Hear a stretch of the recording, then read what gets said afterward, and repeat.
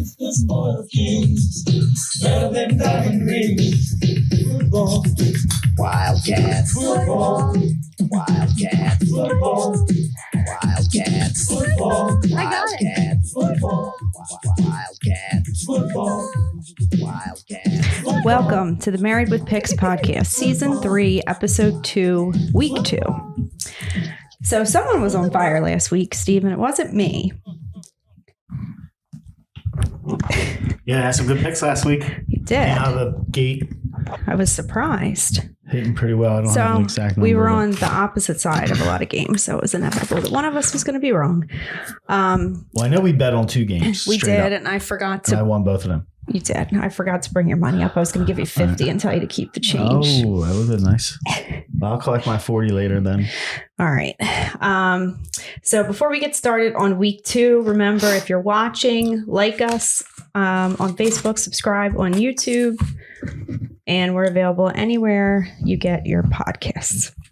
All right. So that's fine. Week 2. Full slate of games here, except the game that already went off last night.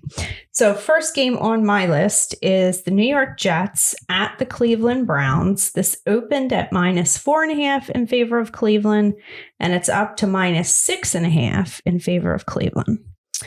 So we have Joe Flacco again starting for the Jets, and I would like to pick against Joe Flacco and the Jets if it wasn't Jacoby Brissett on the other side. So I know the Jets' run defense was bad last year. I think that works well for the Browns. So I lean in their direction, but I just really can't do it with Jacoby Brissett at the helm. Do you have any thoughts on this game? I don't really like one way either side. I mean, they both are teams that I don't really like right now. I can't really get behind Joe Flacco leading the Jets, and I'm not really strong on Cleveland either. If I had to take a side, I'd probably go Cleveland, but I'll probably stay away. All right. Next game up is the Tampa Bay Buccaneers traveling to New Orleans to take on the Saints. So this is an interesting game because since Tom Brady became a Buc, they have lost all 4 regular season games to the Saints. They did win in the playoffs, not this past year, but the year before.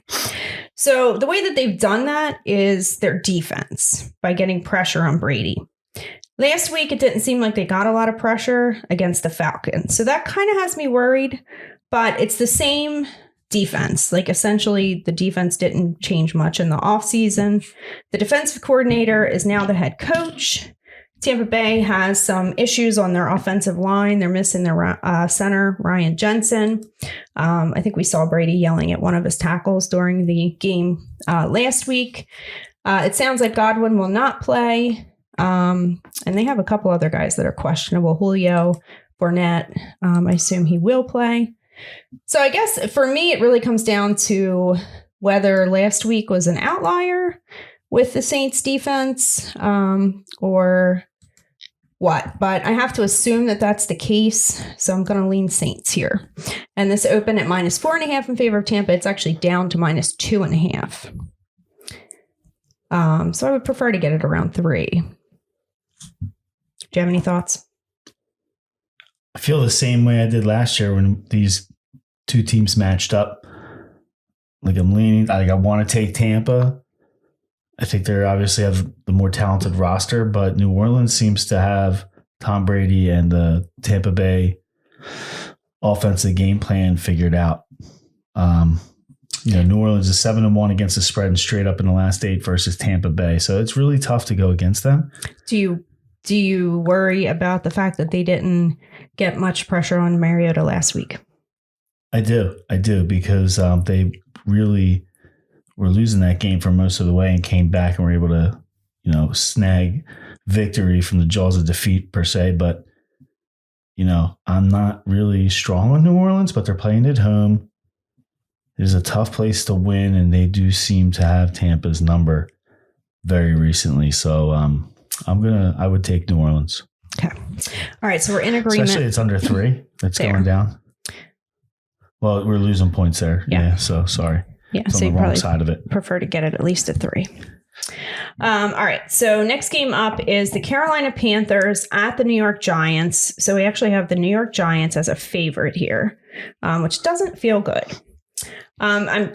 I'm not a big Baker Mayfield fan. I kind of feel like he probably put it all on the field last week and couldn't get it done. So that probably doesn't bode well for them going on the road in week 2. Brian Daboll got his first victory as a head coach of the New York Giants, where they pulled out the victory over my Titans with a kind of ballsy move at the end there, going for the 2 points rather than just kicking the extra point to tie it. So I feel like they're going to ride the momentum. So I would definitely lean Giants, but it doesn't feel right to take the Giants as a favorite. And it opened at -2.5 and it's down to 2. Your thoughts? Well, Matt Rule had a tough one last week with the Carolina Panthers when they lost to Cleveland. And that was kind of the Baker Mayfield revenge game. Revenge game. Which it started out rough, but he did kind of come to life a little in the second half. And you got to think he's going into a new offense. He hasn't been there that long. So he should only get better the more time that he gets playing with Carolina. The Giants, I had the Giants last week. It was very good to see Daboll kind of get his persona locked in on the team's attitude, going for 2, being risky. You got nothing to lose coming out of the gate first game. So I like the way he was coaching, but I'm going to go against him. I'm going to go for Carolina and take the points. I cannot, at this point, take the Giants when they're favored, home or away. So a couple stats I'm looking at. Carolina's 4-1 straight up in their last 5 games. That matters here because they're getting points. So, as long as they win the game, they'll cover the spread. The Giants are 1-6 in their last 7 against the spread. So, supporting facts there for Carolina. But nonetheless, I like to see Matt Rule get his first win in week 2 here with the Carolina Panthers. Okay. All right. Next game up is the New England Patriots at the Pittsburgh Steelers. Open at -1.5 in favor of the Patriots. It's up to 2. So we have the Patriots lost last week to the Dolphins, only able to muster 7 points in that one. The Steelers defense dominated Joe Burrow and the Bengals, but they didn't get much done on offense. And TJ Watt was responsible for a lot of that. And he, I guess, was injured in that game. He's now on injured reserve. So we will be without TJ Watt, who is a difference maker on the defense. I don't feel good about this game at all, but I would lean Patriots. Yeah, New England's 4-1 in the last 5 against the spread versus Pittsburgh. I don't like to see New England go 0-2 to start the season. I don't think that happens here. Pittsburgh got the win last week in overtime. I think their records will even out after this game. New England, even though they are on the road and giving up points, if it's under 3, I think this is probably around a 3-point game, if not more, for the New England Patriots. Okay. All right. Next game up is the Indianapolis Colts at the Jacksonville Jaguars. So Colts obviously lost last week. We have a visitor at the door. Oh, my God. The Colts lost last week in a tough game there with the who did they play? Colts? Yeah. Draw the total blank. Houston, that's right. So, and historically, the Colts have struggled in Jacksonville. We all know about the game last year where Carson Wentz kind of stuck a fork in himself as far as being the quarterback for the Colts. It was the last game of the regular season. Yeah, that they needed the victory to get in the playoffs. But Carson's not there this year. And it is Matt Ryan. Right. But historically, so since 2014, the Colts have not won a game in Jacksonville. That makes sense. Does it make sense? Yeah. They have not. I mean, you wouldn't think so because Jacksonville hasn't been that good. But if you go back to, you're going back there to like 2018, those Jacksonville teams were pretty good. Remember Blake Bortles had him in the AFC Championship against New England. Blake Bortles. Yeah, remember that guy? Hey? Seems like he was from the past. One of those quarterbacks that was good for fantasy, bad for raw football. I guess my position on this is I have to take the points. Yeah, with Jacksonville.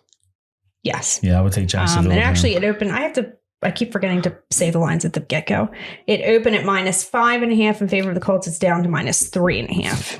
Dougie had the guys battling last week in Washington, and I thought they were going to win that game. and took the lead. They just kind of, you got to teach a young team how to win the game and, put their proverbial foot on the throats of their opponent. So, there's going to be some growing pains there in Jacksonville, but I think this is a win.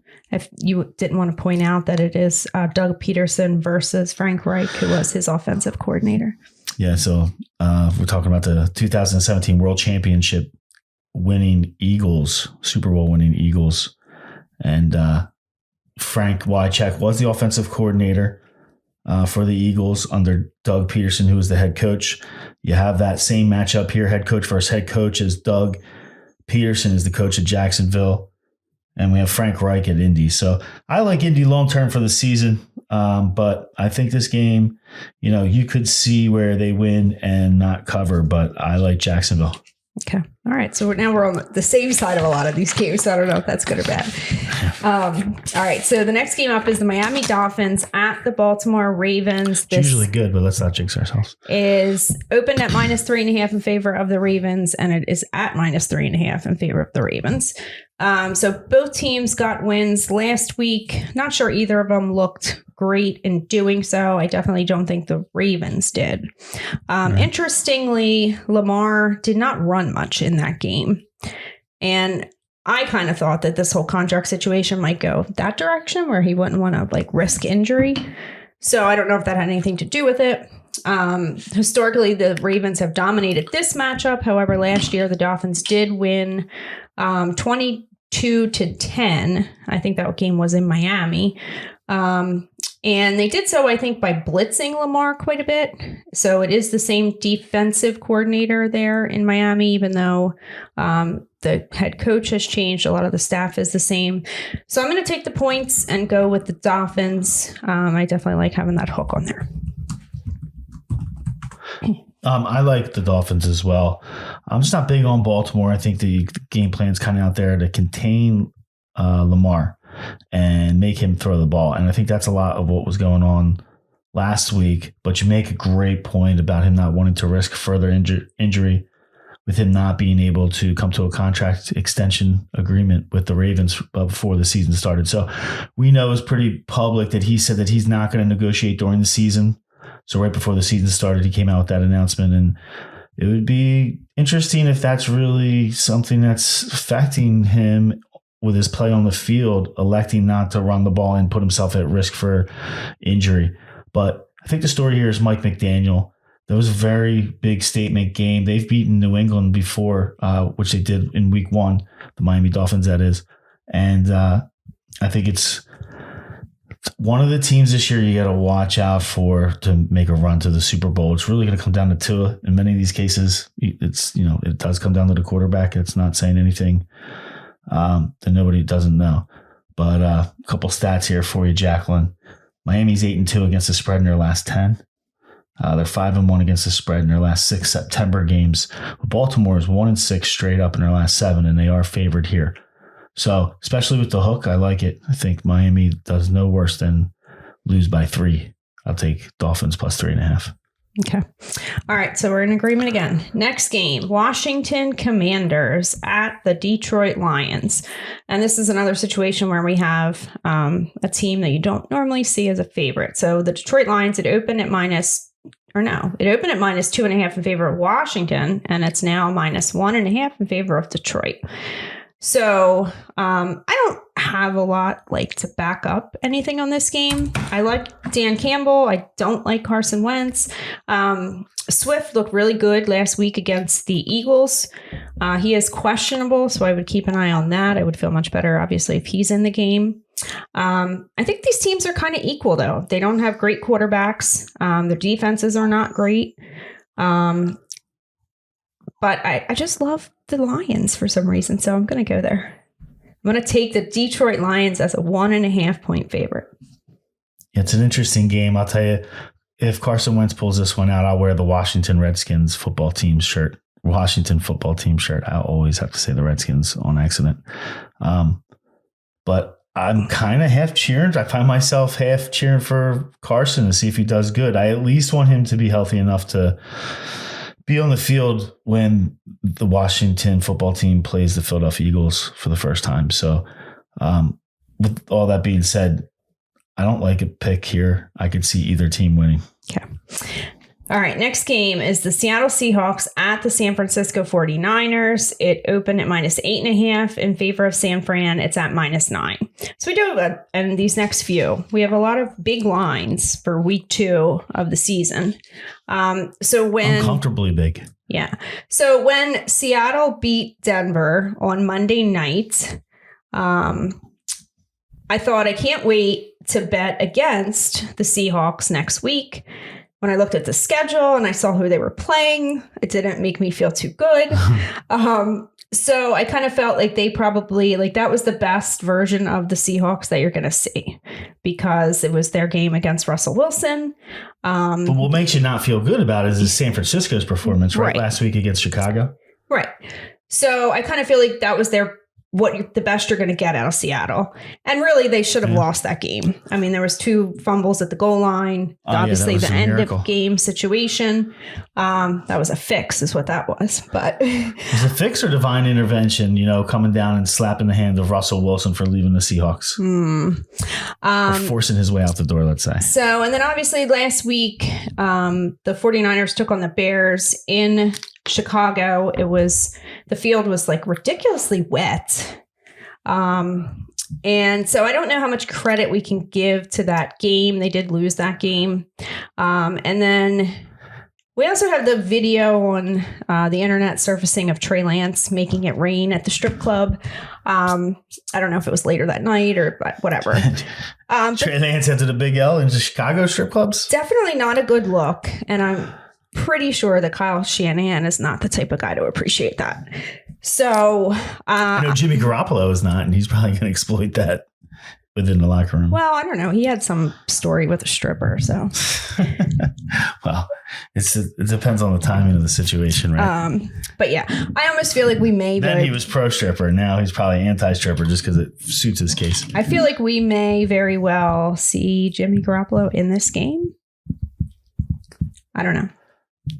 I would prefer to see Jimmy Garoppolo in this game. If Jimmy Garoppolo was in this game, I would take the 49ers. And another interesting thing, which I thought was interesting. I haven't made a pick. But another interesting thing is that since Kyle Shanahan took over the 49ers head coach job in 2017, Seattle has won all but 2 matchups against the 49ers, which is kind of surprising because I give Kyle Shanahan a lot of credit for being a good and innovative coach. So him versus Pete Carroll, I would have thought that he got the best of the matchup, and he hasn't. Sleep on Pete Carroll. He's a very good coach. I mean, he had Russell Wilson. I guess maybe that makes a difference. But so I'm really, I don't want to take Seattle, but I can't take San Francisco at -9. Like, why do they even deserve to be -9? They're 0-1. The line's uncomfortably big. Essentially rookie quarterback. I don't want to take Seattle. I don't think anybody wants to take Seattle. But if you're going to give more than a touchdown after what we saw in week 1, even though there's a lot of fortunate things that happened for Seattle and unfortunate things that happened to San Francisco, the line just looks too big for Trey Lance being the starting quarterback to come in here and be a 9.5-point favorite. So you're basically saying Trey Lance and the 49ers are going to make it, a 2-score game. And I just don't see it. I'm not a big fan of this game. I probably won't bet it. But if I had to, I would take the points in Seattle. Really? So yeah, I would probably just put it in a teaser and take San Fran. If you get it at like 2.5 through the 7 through the 3. I'm not looking at this as one of my strong plays. So, okay. All right, next game up. Both teams stink in my mind. I mean, San Fran's supposed to be decent, but listen, just remember George Kittle got hurt. I mean, that's a big part of their offense. So George Kittle and the running backs. Now you got Jeff Wilson in there, which might not be that bad because he was a leading running back in 2020 for San Fran. So he has been established. Remember, they got rid of Trey Sermon to the Philadelphia Eagles. So, but they got rid of who else? They got rid of somebody else. But anyway, Great. what? One of the other guys that they had last year what's is his gone name? too. What's his name? So, but it generally Kyle Shanahan just plugs in a running back and it seems to work. So, all right, next game, Atlanta Falcons at the LA Rams. It opened at minus 13.5 in favor of the Rams. It's down to minus 10. So like last year we saw the Rams would kind of beat up on the bad teams and Mariota. play a closer game with the better teams. I don't know. I have absolutely no clue what the Falcons are. I mean, I can't say they're a good team, but maybe they're not as bad as I thought they were going to be, because I really thought they were going to be a complete dumpster fire. And they at least competed with the Saints. And I guess they did lose in typical Atlanta fashion, like be in the game until the end and screw it up. So it's a big line. I don't know. Obviously, the Rams are the Super Bowl winner. So are they going to go 0-2 to start the season? I don't think so. But I just don't know what to make of the Falcons. Well, you think that the Rams would get a wake-up call after they got the ball shoved up, their defensive line against Buffalo. They really looked bad in that game. So I think in this game, and again, I don't really like this game either. Mariota, we were on the side of Mariota in Atlanta last week against New Orleans. They were playing I at was home. not. You were. I was. And I think I would flip it if I had to, but I'm not huge on the Rams either, because I worry about what I saw out of Stafford. And if you get defensive pressure from Atlanta, he might be in trouble. But they? I mean, is Atlanta's defense that good? No, I don't think they're that good. I think Atlanta probably, Mariota gets a good defense of effort and a push up the middle from Donald. It's going to be in his face, and probably, first of all, he'll make mistakes, but they're going to look to roll him out and get the running game going. They're really going to have to utilize Patterson to even have a chance. So we'll see what happens there, but I think they're one-dimensional from that factor. I would take the Rams if I had to, but it's not a pick for me. Okay. I would probably put that in a teaser and take the Rams. I would feel better about teasing the Rams than San Fran. Yeah. Okay. All right. Next game is the Houston Texans at the Denver Broncos. So just like before, when Denver lost last week, I was looking forward to taking Denver this week. They open at minus 10.5 favorites. It's down to 10. It's still a big line, but you do have the Texans traveling into Denver in week 2 of the season, playing at altitude. I think that's definitely going to have an effect. There were some statistics about playing at the altitude early in the season because they're not as, whatever the word is, their endurance or whatever. So I don't trust the Denver head coach at all. But I'm inclined to take Denver at the minus 10. I don't want to go any higher than that. I mean, I think this matchup shows you what is great about the NFL. Like, it's Denver and Houston. It should be like not a matchup that really piques your interest too much, but a matchup like Denver and Houston here for me. I mean, I think if you're an NFL fan, you're really interested in seeing what happens with this result, because you have Russell Wilson, who didn't look good on Monday night, having his first home game with about a double-digit favorite. Most of the lines are 10 right now. I do see 9.5. Did open at 10.5. But Houston, I mean, I'm really interested to see what Davis Mills can do, because I think he's shown that as he gets more comfortable with more playing time, because he got a lot of playing time last year, that he might be, pretty effective. They drew, they had a draw with Indianapolis last week. Really, the most interesting thing, especially if you play fantasy, is the Pierce guy playing running back for Houston. He got bottled up last week, but I look for him to have a big bounce back game here. It's going to be tough to run against Denver, but I think they're going to get him going, and Houston's going to keep this within 10 points. So a couple stats for you. Houston's 4-1 in their last 5 against the spread. Denver's 1-4 in their last 5 against the spread. So opposite records, 4-1 for Houston, 1-4 for Denver. Denver's also 1-9 straight up versus. But does that mean anything? Because it's essentially a different team. You have a different head coach. You have a different quarterback. Yeah, if you want to make the argument, if you like stats, that's what we're given. So if you like stats, then those are some stats that are good for Houston. But they just back up my position that I like Davis Mills to be able to keep it within 10 points, and I would take Houston. Okay. All right. Do you like Denver? I do like Denver, but I'm not going to bet you, one? because now it's like the jinx. So, okay, we're just not going to bet anymore? No, especially when it's a 10-point line. God. All right, You'd next. be looking to bet every game if you won the first two, as opposed to losing the first two week one. I'm convinced that the reason I lost is because I bet you. The reason the Cincinnati Bengals lost was because I bet you. Okay, well, let's test that theory with No. Houston and Denver. And listen, I won't even make it 10. I'll make it 9.5. You give me 7, I'll bet you. Give me 7.5. No, I want 7. No, I need the hook. I mean, it's 10. The line's 10. I You're know. looking for 3 points. You're looking for a bet. All right, get out of here. Strand punk. Next game is the Arizona Cardinals at the Las Vegas Raiders. So these are both 0-1 teams at this point. So Arizona was I was interested to see what happened last week. It didn't look good for them. They were without a few players. Their center did not play. J.J. Watt did not play. And Rondell Moore was out. He will be out again this week. I believe the center and J.J. Watt were limited participants at practice, so their status would still be up in the air. I don't really have a lot on this. I don't know what to make of the Cardinals. I mean, you have a team that came out last year and was like undefeated, 10-0 or something. And they kind of look like crap week one this season. Raiders obviously have added some talent. It opened at -3.5 in favor of the Raiders. It's up to -5.5. So that's a reaction to how bad the Cardinals were. So, I mean, I would probably lean Raiders, but I don't have a strong take on this at all. I think Arizona looked horrible last week. They seem to not be able to change their defensive scheme to go against, to not blitz, which is something that you don't do to Patrick Mahomes. You don't blitz him because he will find the weakness in your defense that you leave open based off sending an extra guy at the quarterback. And he took full advantage of them last week.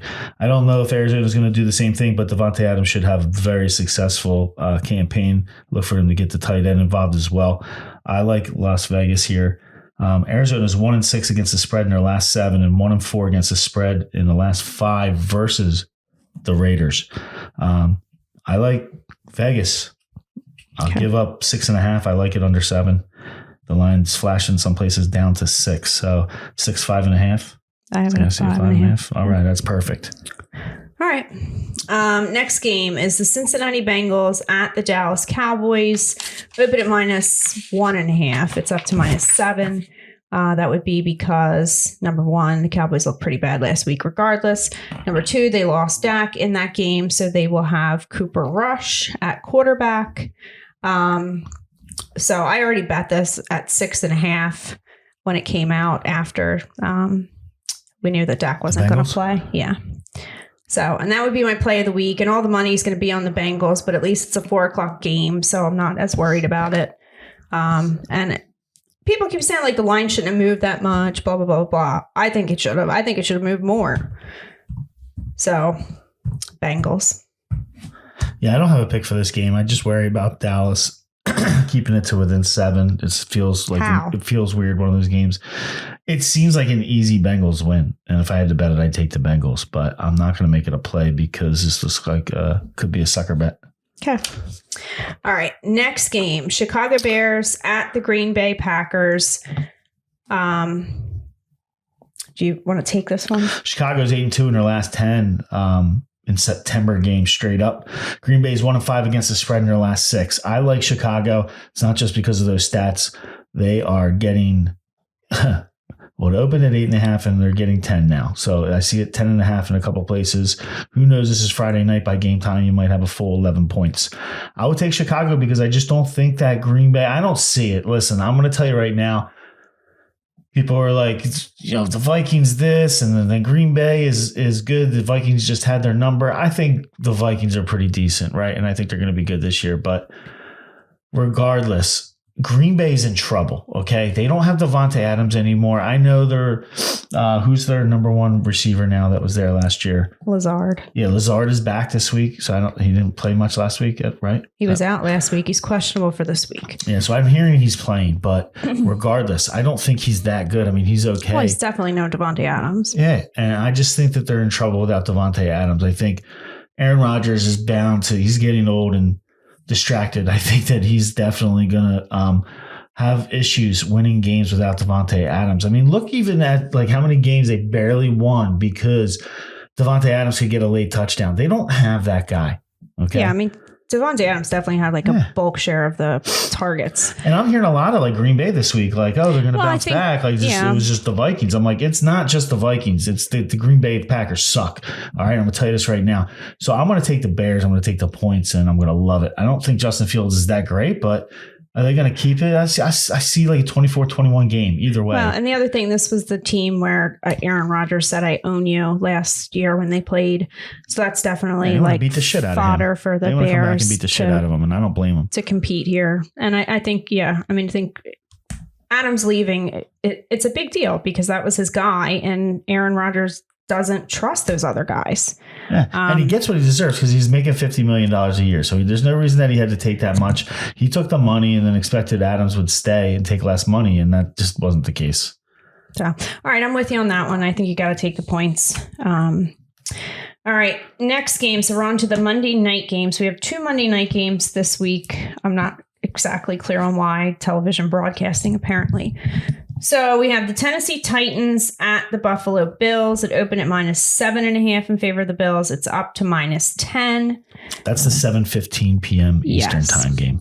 So we've seen Tennessee step up in these big games the last couple of years. They beat the Bills both times when they played in the regular season in the last 2 seasons. Unfortunately, they're not the same team, I don't think. And they also lost Harold Landry, who is one of their linebackers, last week.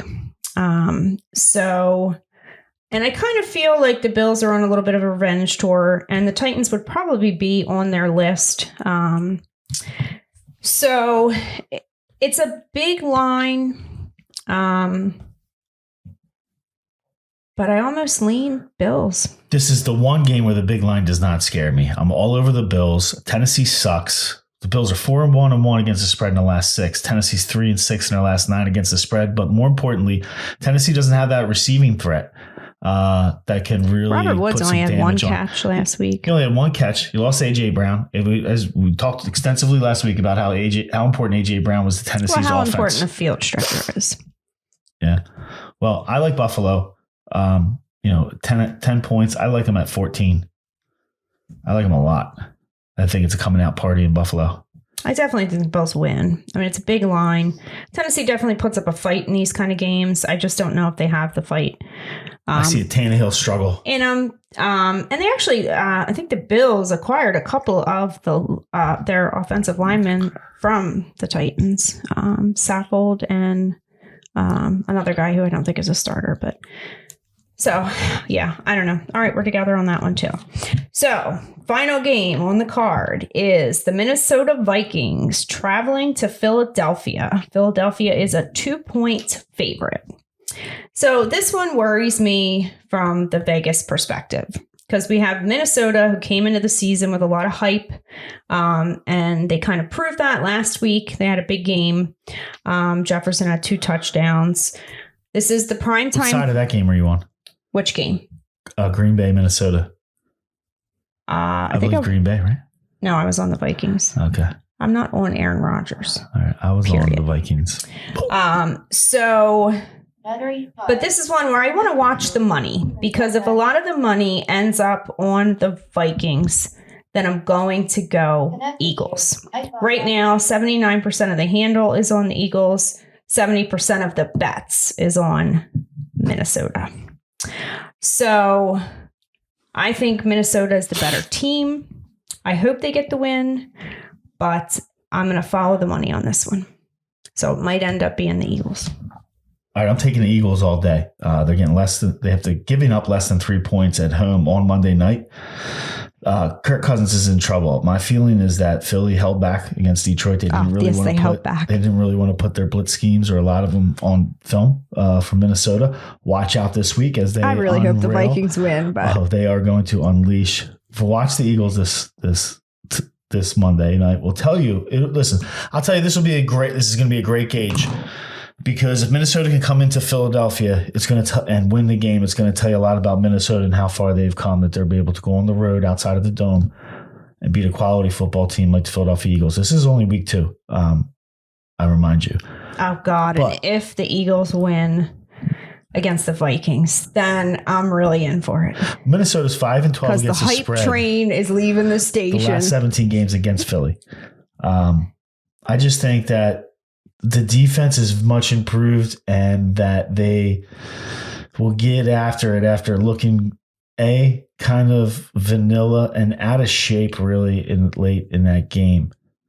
And if they can get a little more of the rotations going, the wary thing is, I see like a couple Kirk Cousins interceptions. see, I'm not worried about Kirk Cousins. I'm more worried about Dalvin Cook because the way that Swift the ran all over you. Swift took advantage of the Eagles late. And I mean, he was running the whole game, let's be honest.